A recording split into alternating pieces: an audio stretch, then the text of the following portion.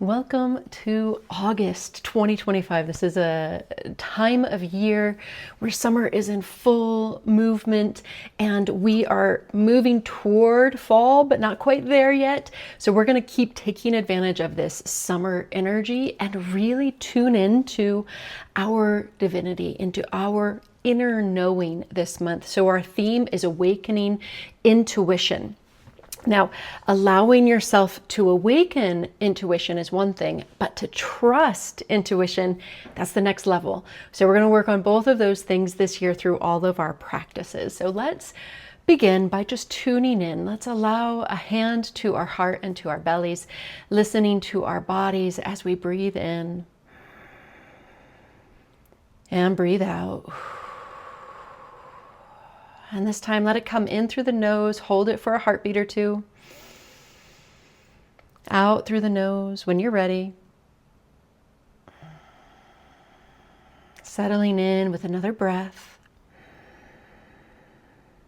And opening this month with our affirmation of my inner wisdom is clear. I trust what I know. My inner wisdom is clear. I trust what I know. My inner wisdom is clear. I trust what I know. So why does intuition matter? Why is this our theme for August? Well, it's not a luxury. It's not even a mystery, intuition. It is a sacred principle that each and every one of us has access to. It is something that all humans have. All mammals, I think, have intuition because you can see dogs, fish, they all know when something's going to happen and they take action to make that a reality. So whether it's to protect themselves or to move or to come into connection with something, we all have this ability to know beyond our senses. It is the quiet whisper of our soul. It is the voice of inner knowing beyond logic.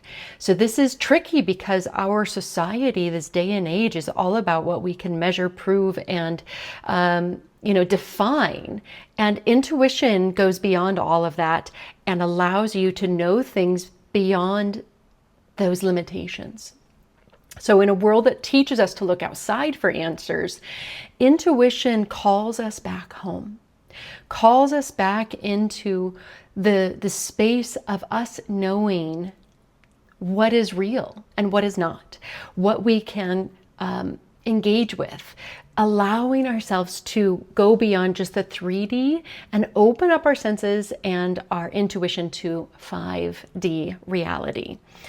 This is also the energy, intuition of the goddess Saraswati. So she is the goddess of inner wisdom and of flow and of refined perception, learning things, both in a colloquial sense, in a school learning kind of environment, but also in a spiritual environment.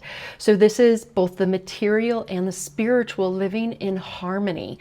We can take the material world, understand it both logically as well as intuitively.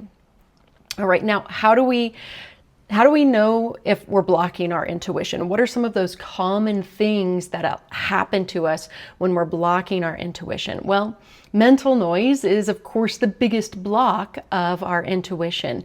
Overthinking, fear of being judged, fear of being wrong, seeking permission and approval from outside, all of that mental chatter, self-doubt, inner critic, the imposter syndrome, all of those things are going to block our intuition, and those things will make us question if our intuition is even correct.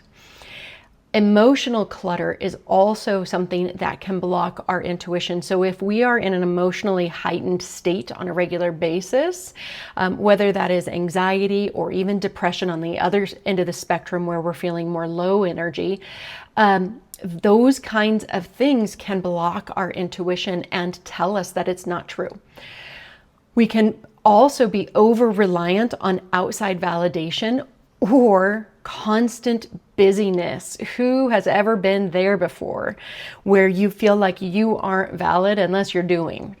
So you've got to make sure that you've got still points in your day where you can just take a deep breath, have a little bit of quiet, and allow yourself to breathe. And that might be your meditation practice. That might be a 30-second little thing on an app, a meditation app. I don't really care what that is, but having those touch points where we set down the snow globe of our minds, that constant movement of our minds, and just let it settle and reset.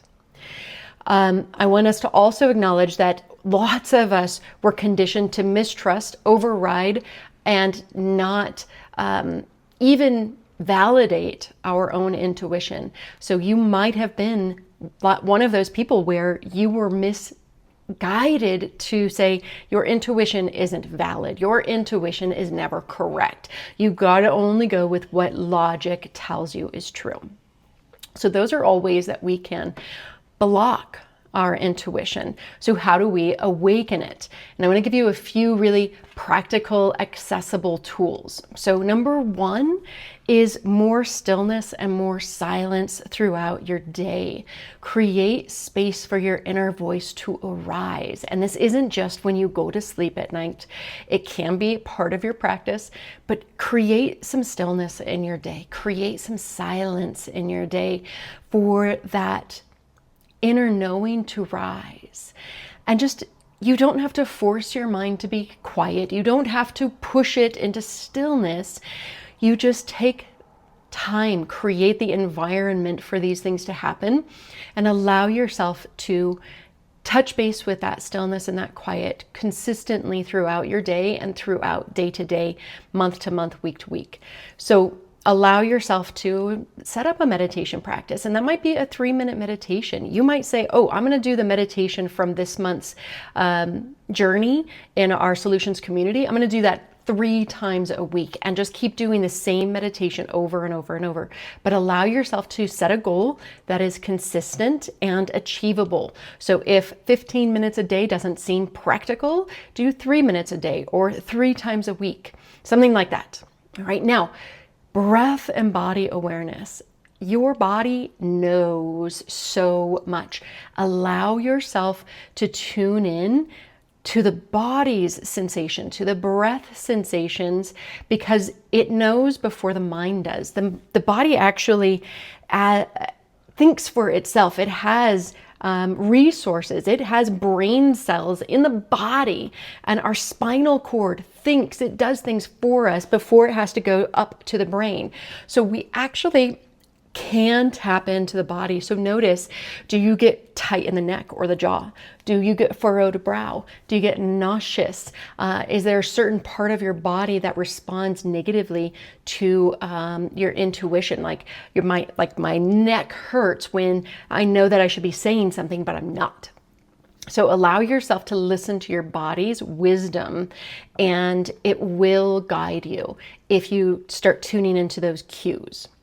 Another thing you can do is, along the lines of stillness and silence, listen inward through your meditation practice, through journaling, through subtle body practices, your yoga practices. Get into this intuitive yoga flow that we've got this month and allow yourself to listen to your intuition. Let the body connect in your yoga and your movement practices to what it is that you need. What is it that your body is craving because of stiffness? So it could be a physical sensation, or because there's some stuck, dense energy, or there's a karmic pattern that's rising out of your body and it's ready to be released. Another thing that you can do is use your crystal ally of Labradorite. I've been holding onto my piece this whole time. And Labradorite is a magical gray stone that has shimmers of light and color throughout it. So this one tunes us into our intuition. I literally have Labradorite all over the place. I have it in my jewelry. I have it in stones. I have it on my desk. I have it for my healing practices. I've got it in my family room. I've got it all over the place, like next to my nightstand or on my nightstand. I've got it everywhere because I just love it so much. It keeps me tuned in to me and to my wisdom. And that is very important, because if you can't trust yourself, who can you really truly trust? All right, now the other thing is letting Saraswati's energy speak to you through your creative endeavors and through your natural rhythms, your natural flow of life. Allow yourself to listen to how this goddess can speak to us and encourage us to be more intuitive, to allow ourselves to express in a more authentic way. But let your creative energies flow this month. So that could be you crocheting something new. That could be you creating a new piece of art or music, or just listening to music, letting your body move intuitively and look like dance. Do whatever feels good to you. Let that creative flow happen. And then a fun, quick thing I want to teach you is muscle testing. And I'm not going to give you a ton of information on this, but just play with it. Muscle testing is a way to tune into your sacred yes and your holy no. There's a part of you that always knows, but you have to have your energy aligned with a yes or a no answer. It can't be an open-ended question. So if you're coming into something with a question, is this my intuition speaking to me? You create a loop with your pinky and thumb on one hand, doesn't matter which hand, and your index and your thumb on the other hand. Link those together. And if it's a yes, they'll stay locked. And if it's a no, they're going to break. Don't put your head into this. Let your intuition speak a yes or a no. A yes or a no. And I'll go more into this during our live session so that you can get a little bit more practice with it. And I just want to really reassure you that everyone receives their intuition differently. So it could be your body, it could be your voice, an image, a sensation, an inner knowing. Allow your intuition to speak to you in a way that you can only hear. I can't hear your intuition. I don't know what your intuition is telling you, but you do. So listen to it and practice the muscle of trusting your intuition. All right, so I'm just going to invite you to notice this month's theme of intuition throughout the month. Allow yourself to notice, when does my intuition speak to me? When does it wake up?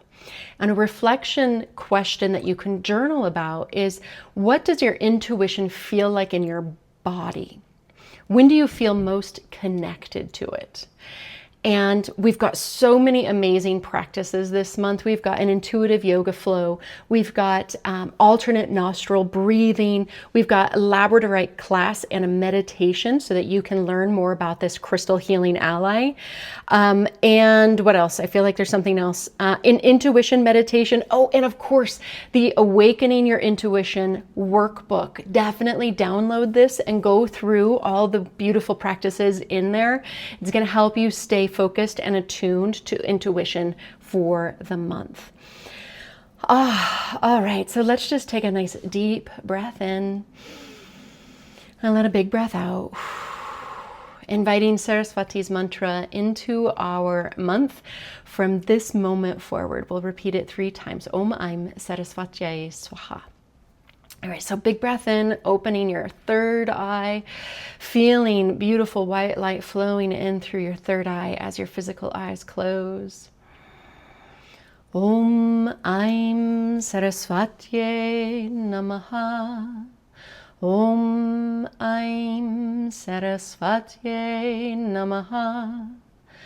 Om Aim Saraswati Namaha.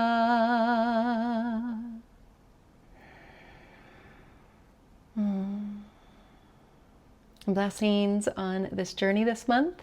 If you have questions or comments, please feel free to leave them. I always respond. Lots of love to you, and I'll see you at our live gathering on the second Wednesday at 6 p.m. Mountain Time. If this theme resonates with you and you want to deepen your spiritual journey, your spiritual practices with guided rituals, meditations, mantras, yoga practices, and real authentic other people, then come join us inside SOULutions Community. You can join today for free with a 7-day free trial.